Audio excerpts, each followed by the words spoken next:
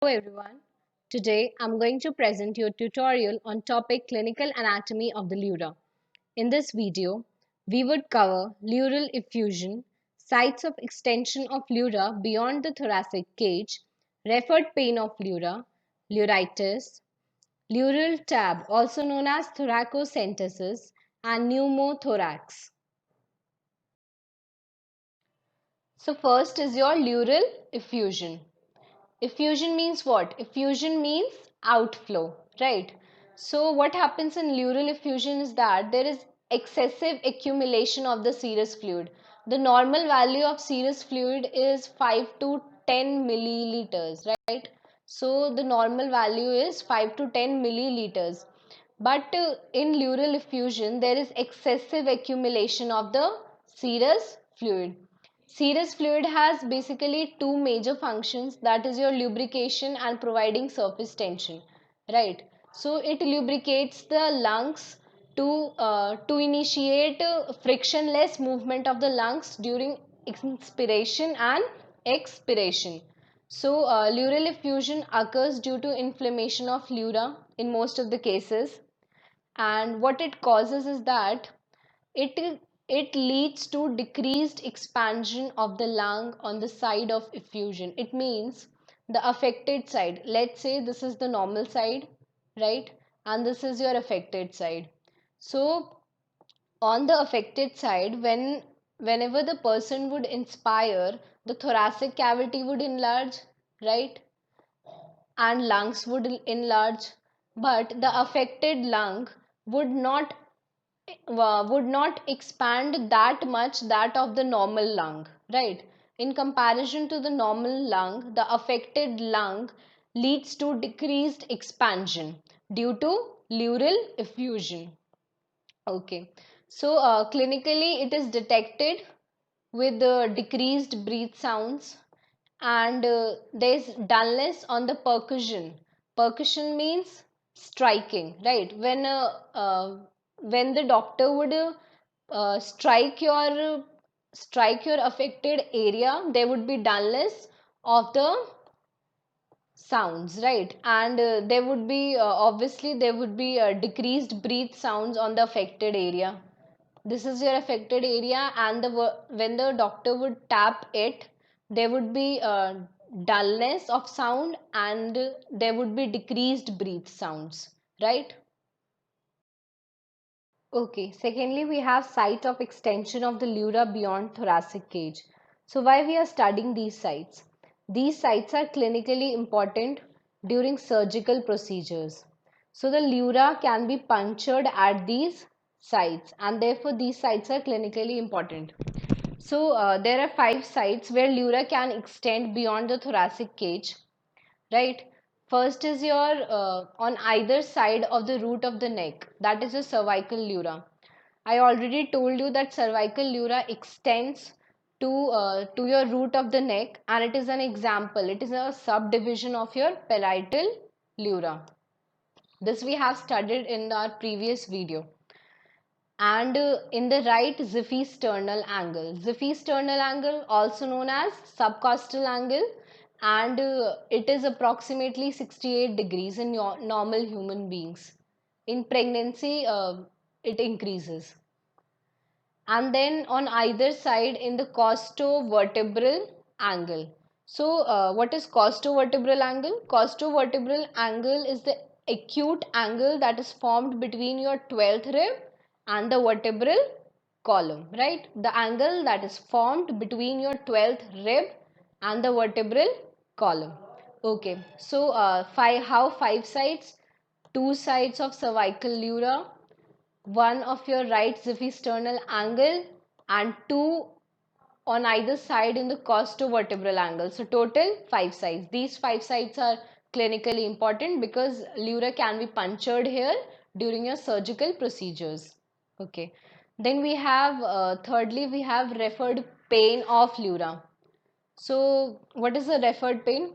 Referred pain is basically a pain that you feel in some other part of the body, and actually the cause of the injury or cause of the problem is in some another part of the body, right? So here the pain from your central diaphragmatic pleura and your mediastinal pleura, these are your example of your parietal pleura, right?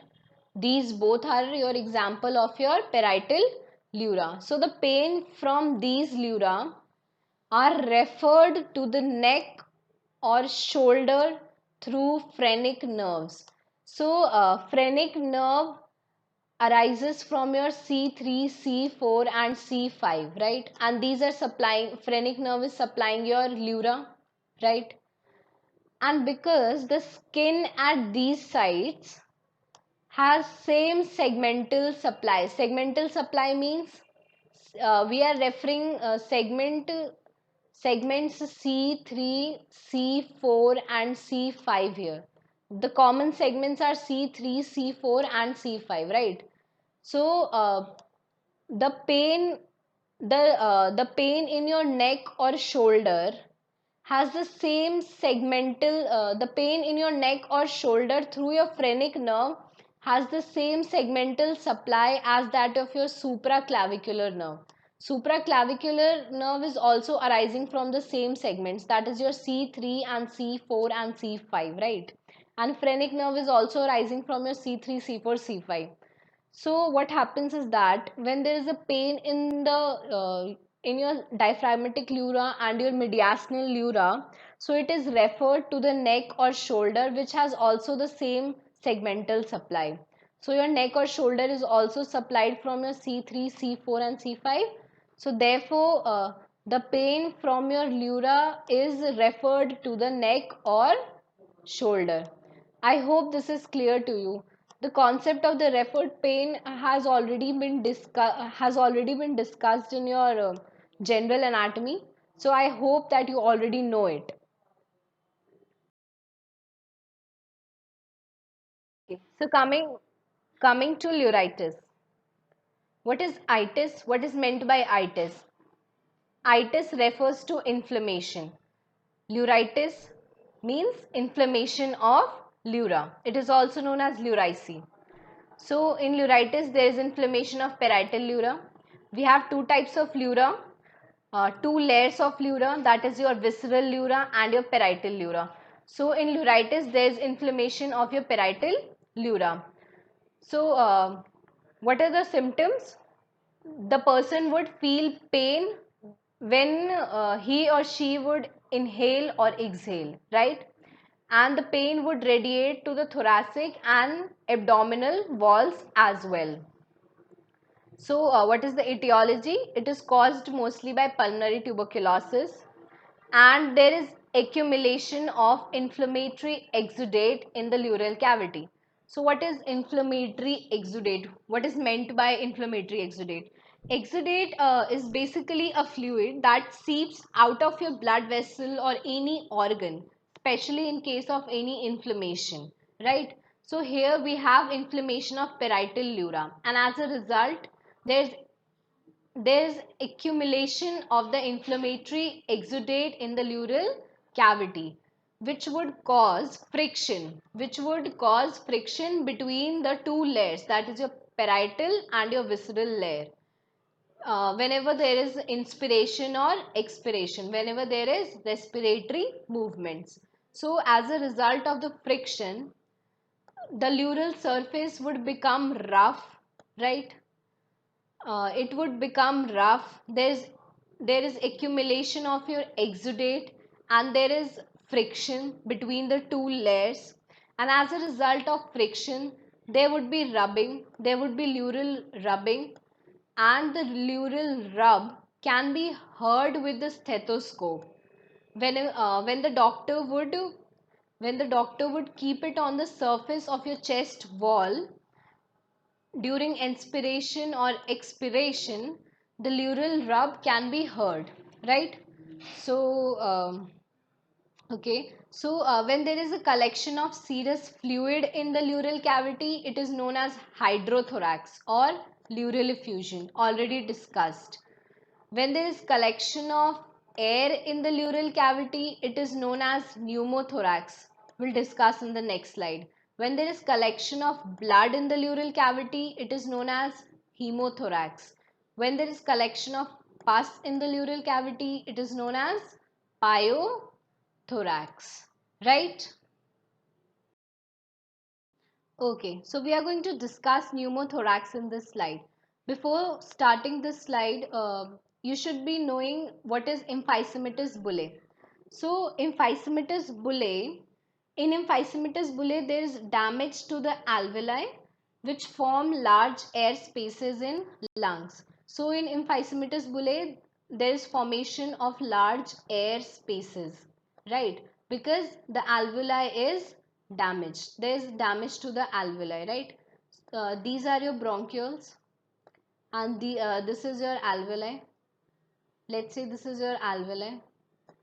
So the alveoli is damaged in this bullae and as a result large air spaces in the lungs has been formed. So pneumothorax is basically accumulation of the air in the pleural cavity, right? Pleural cavity is what? The cavity between your parietal pleura and your visceral pleura, right? It is of three types: spontaneous, open and tension. The open pneumothorax is related to tension pneumothorax. How? That we would see. So, in spontaneous pneumothorax, air enters the pleural cavity suddenly. As the name suggests, spontaneous means suddenly. Air enters the pleural cavity suddenly and it occurs due to rupture of your emphysematous bullae. So, your alveoli is damaged and as a result large air spaces have been formed and air enters the pleural cavity suddenly. Okay. So coming to open pneumothorax, what is open pneumothorax? So what happens when there is a stab wound? Stab wound means what? Wound due to a knife or any sharp object, right? So when there is a stab wound, what happens? There is piercing of your pleura, right? Let's say a person have been injured with a knife, right? So the knife would enter your pleural cavity. First it will pierce your skin, then it will pierce your superficial fascia, then it will pierce your interthoracic muscles, then it would pierce your deep endothoracic fascia, then it would pierce your pleura, parietal pleura, and then it would enter the pleural cavity, right? So it will pierce your pleura, right? So what happens is that when there is a stab injury, it leads to communication of the air in the pleural cavity with the outside. So let's say there is a stab injury here, right? So the pleural cavity inside, the air inside the pleural cavity has been come in contact with your atmospheric air, right? The air inside your pleural cavity has been come in contact with the atmospheric air. So this situation is known as open pneumothorax, right? This situation is known as open pneumothorax.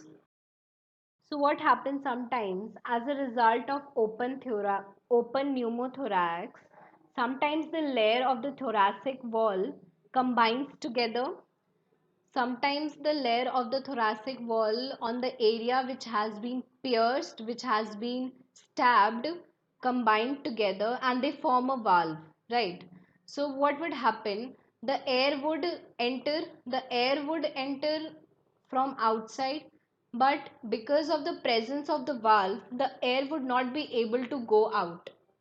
Air enter तो करेगी lungs ल्यूरल cavity के, but क्योंकि valve present है तो उसकी वजह से air exit नहीं कर पाएगी.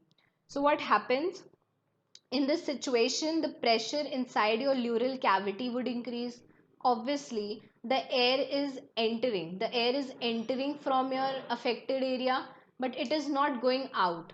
So what would happen? The air inside the pressure inside your pleural cavity would increase, right? So this condition is known as your tension pneumothorax. So what happens in tension pneumothorax?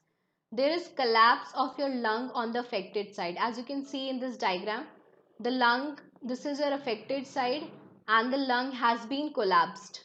And secondly, there is compression of the lung on the healthy side. So the affected lung would compress the mediastinum, and it would lead to compression on the healthy side. It would lead to compression of the lung on the healthy side. Basically, it would pull the mediastinum towards the healthy lung, and there would be compression of the lung on the healthy side, and there would be collapse. So basically, there is collapse and there is compression, and the mediastinum would be pushed towards the healthy side, right? So these are the characteristics of your tension pneumothorax. And open pneumothorax leads to tension pneumothorax, right? And pneumothorax is basically accumulation of the air in your pleural cavity. Guys, don't forget to like, share and subscribe, and if you have any queries, let me know in the comment section. Okay, so in this slide, we are going to discuss pleural tab, and this is our last slide of this topic. So, pleural tab is also known as thoracocentesis. It is a procedure by which an excess fluid is aspirated from your pleural cavity, right? Aspirated means it is taken out from your pleural cavity. So, let's understand this procedure by means of a diagram, right? So the patient is asked to sit upright, right? It is he or she is asked to sit upright and leaned on a table, right? You can see this is your table, and the person is leaning on the table, and he is sitting upright. He is sitting straight in a sitting position. So these are your lungs, and the needle is inserted in the sixth intercostal space. So here you can see this is your needle, right? It is inserted in the sixth intercostal space, and it passes through layers. It passes through layers. So firstly, let understand all the layers through which the needle would pass. So first is your skin, obviously. First it will pass, first it would pass the skin, then it would enter the superficial fascia, right? Then it would enter the serratus anterior muscle. Serratus anterior. Serratus anterior we would study in your upper limb, and then you have intercostal muscles. It would cross your intercostal muscle. Intercostal muscle are present between your ribs. It would cross endothoracic fascia. Endothoracic fascia, right? Then finally it would cross the parietal pleura and reach pleural cavity, right? So as the needle is inserted into the sixth intercostal space, it would pass through skin, superficial fascia, your serratus anterior muscle, your intercostal muscles, your endothoracic fascia. Then finally it would reach your parietal pleura, and then your pleural cavity, right? So the needle is inserted in the sixth intercostal space, and the pleural cavity is filled with the excess fluid.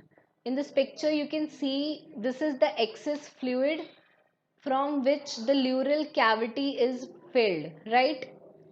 So with the help of the needle, with the means of the needle, the excess fluid is collected in the bag, right, or in a syringe. So this is the method that is known as your pleural tab or thoracocentesis, right? So with this we end our video, and guys, don't forget to like, share and subscribe. And again, if you have any queries, let me know in the comment section below. Thank you.